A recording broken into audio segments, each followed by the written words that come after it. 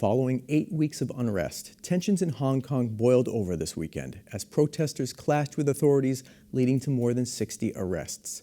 The protests have been condemned by China's central government, which assumed control of the former British colony in 1997. Why the unrest in Hong Kong, and what does the future hold?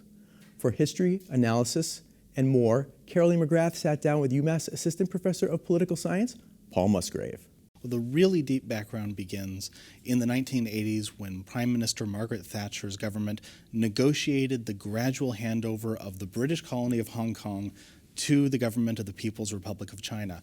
And the British insisted, and Foreign Minister Jeremy Hunt has brought up recently, that there would be constitutional guarantees that Hong Kong would have its own courts, its own politics, that it wouldn't be ruled directly by Beijing. Fast forward to a couple of weeks ago where the government under Carrie Lam, who's the current leader of Hong Kong, basically picked by Beijing, introduced a bill that would have allowed citizens in Hong Kong to be extradited to the mainland, extradited back to the People's Republic of China to face justice there. And this was a huge issue for people living in Hong Kong because it means that essentially their justice system would be subordinated to that of the People's Republic of China. And that was a red line for more than 1 million people who showed up to protest in the city center of Hong Kong. And the big concern, of course, is unfair trials and torture and the chipping away of their autonomy, which was supposed to be guaranteed in 1997. I think that there's a little bit of a fear that this is the camel's nose under the tent, that first it's extradition and then there's more and more pressure from the mainland to bring Hong Kong to compliance with what the mainland wants.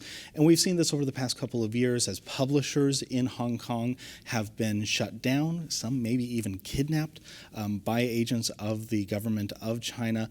And this is just a general crackdown that the government of Xi Jinping has been running against Western thought, Western institutions, and of course Hong Kong as a quasi or proto-democracy within China itself. But how do you stop those Western thoughts and those young people thinking of democracy? It's largely led by young people who say, listen, we don't want to be under this mindset. We don't want to be told how to live, by the communist rule. So how do you stop that? Well, there's two things that you want to do if you're trying to prevent this. The first is make sure that those ideas don't spread throughout China.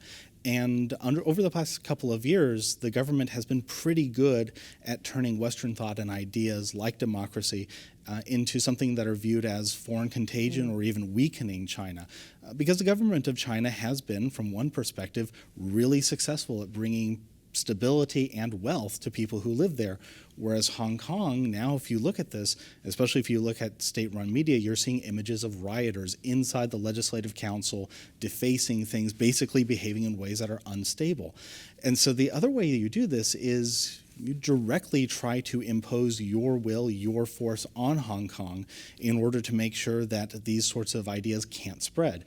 And this is a playbook that I think that we've seen before. Back in 1989, when there were protests and a massacre in Tiananmen Square, and of course there were protests throughout China, throughout all of its major cities back then, the Communist Party cracked down on those in a way that made sure that there wouldn't be any force for liberalization, as there was at the same time in Eastern Europe. And so how do you think that these young people, looking back, on that history, have the courage to do what they're doing?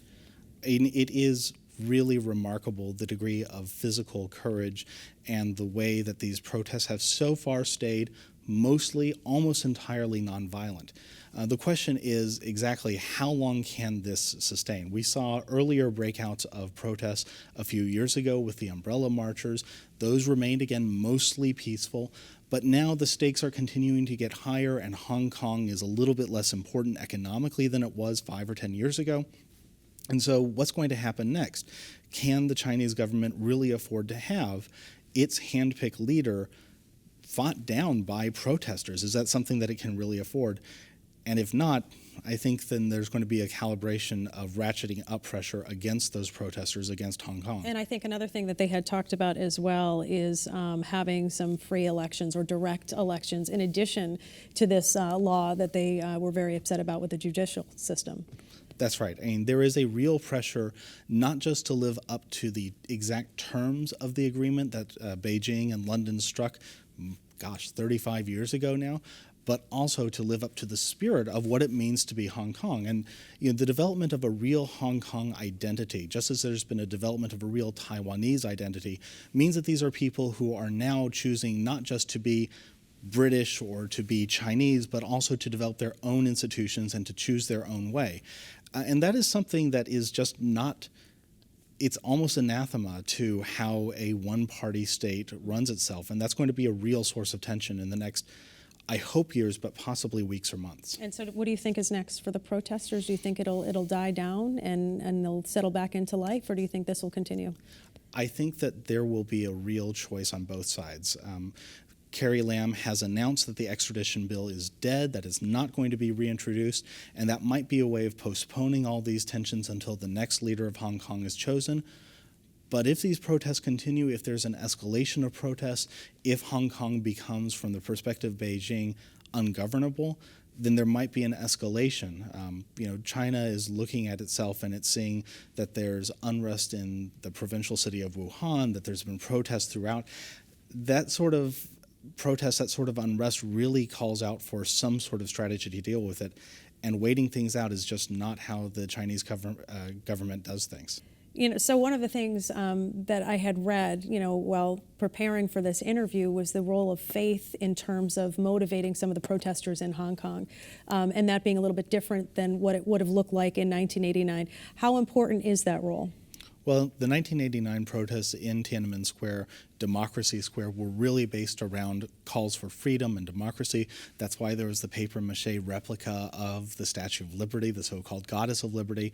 But I think that one of the things that the Chinese government has proven really difficult to understand is the role that faith can play as an alternative way of having people live their life and understand themselves as people who don't just owe allegiance to the government or see themselves as part of the nation.